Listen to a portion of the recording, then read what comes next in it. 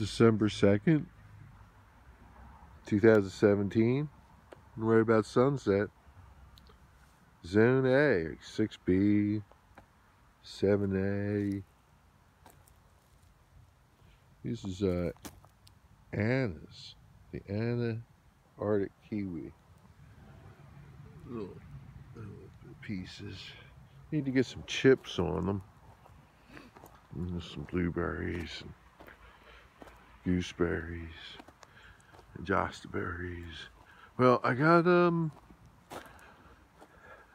those chips and ended up with 2 loads of chips. Put some back over here up against my mounds where I'm putting my root cuttings in to hold the moisture in the soil. You can see all the sticks sticking out of here. They're those are hibiscus, rose of Sharon's. I'll just mound this wood chips up, and the others were from the weeping cherry right there. So over here I had a pile of wood chips, a pile of leaves and straw grass, and there's a pile of compost right here. There was. I'll deal with the rest of that. So that right down here is the new pile. That's where everything went. Now right here, see where it's down here. That bare is, there's some onions here. But this is a bed, and up in this area I planted garlic. And these are the unchipped leaves.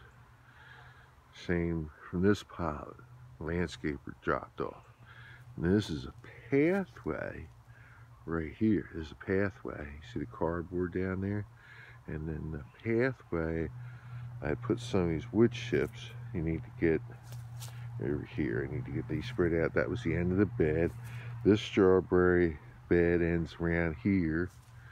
That strawberry bed extended out now over here. Now on this one, that bare spot, I'll probably put some leaves in here.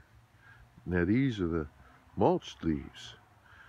That's what I did with those, the mulch leaves I put on top of the strawberries, because they'll break down faster, and they will, besides mulching, they'll break down faster and get down next to the crown and underneath the crown, and they'll dissipate faster. Over here, I'll probably put some of these whole leaves in here, and even if I cover up those strawberries, that's cool, you know, because what's going to happen is those strawberries this year, they're going to bloom, they're going to take off. I'm going to put some pelletized chicken manure on. That's what I like to use that. And but right now, what I'm going to do now is put my next, before I do any spreading of these piles of sticks or anything, I'll put some lime down. The wood chips will they'll tend to be the tannins be very acidic, and the leaves not so much. You might be able to get away, in my opinion, I might be able to get away with not liming. I believe liming here at this time of year, plus adding the leaves, I'll probably do maybe, like, I'm going to do it by eye, but for someone else, I would say my guess on this bed here would be maybe 3-4 pounds I'm going to put down on here. This one and this one, that's probably how much I'll do. I do it by eye. So maybe I'll get a video of it, and I'll come back here and do a video of this when I'm done. These strawberry beds. Now, okay, over here, you know, here's 2 beehives. And these are cannas, they're in the ground. And this is the hugel mound. There's some timbers there, and you can see the compost pile I put in there. And this what happened with a lot of the chips. That one pile. Yeah.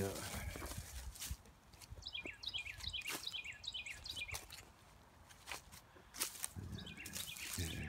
Some of that sawgrass came in that pile of leaves right back there. Now this came pushed over from the top, but you can see right in here the sticks.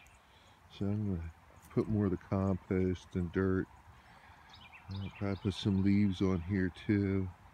Then cover there for the next donation of wood chips. This is the bottom dirt, the sandy stuff. I'll probably pull that aside, and the decent dirt that's underneath I'll put back on here. I might not put any more compost on, or think I'm not probably going to get too many more leaves, just the way the condition of what's on the trees now. If you look at the woods back there, there's really not too many left. So I have 3 people bringing them, but I don't think it would be that much. So now this is the pile here, this long pile here. This is actually a lot of the leaf compost I made last year. I scraped it off the top of these 2 beds in here. And this is a pile of it, the leaf compost I made from last year, just from turning the leaves. And that field down there, that brownish stuff, that's all buckwheat that I grew from seed. And these are just wood chips. This wood chips I piled up in here. I'm gonna spread out a little bit later. So that's what happened to a lot of the wood chips. And there are my different hives going through there. And that back there, we'll go down there sometime. That's a little bit of water down there. And then I have hugel mounds and strips of cannas. This is a strip of canna here, and that orange fencing, there's not a fence to keep the chickens from going into that neighbor's when I let them out and roam. So, and then the piles of dirt are from the strips where I plant the cannas. And then the strips, I'll put wood chips in there and put some fertilizer and lime in first too. Yeah, if you're going to use wood chips and you're going to use leaves, you always want a lime. And if your plants turn yellow that you plant in wood chips, it's probably because it's chlorosis. Your pH is too high. You didn't lime. It's a good cooperative extension agency. They could give you a soil test hit. You can see what your soil is, but you know, potassium, phosphorus, just a good idea. Your pH level will give you recommendations depending on what you want to grow. But I suggest getting a pH meter. Then that way you don't have to guess. In fall or spring or summer, you put your lime out and adjust your pH on your ground depending on what crops you want to grow. And over here we had the pretty good load of leaves. So a lot of this I used in the chicken coop. And the chickens are in for the night. One of the girls are down. And it's sunset right now anyway. And the fence is gone. And there's their run. And do a lot of feeding right in here. So that I'll be glad to get this because they'll drop a lot of manure in there. Okay, well, I have some work to do. I'll have to There's piles I got. I left these piles in here. I'm going to spread them out so I'm not walking in the mud. All right, talk to you again. Thanks.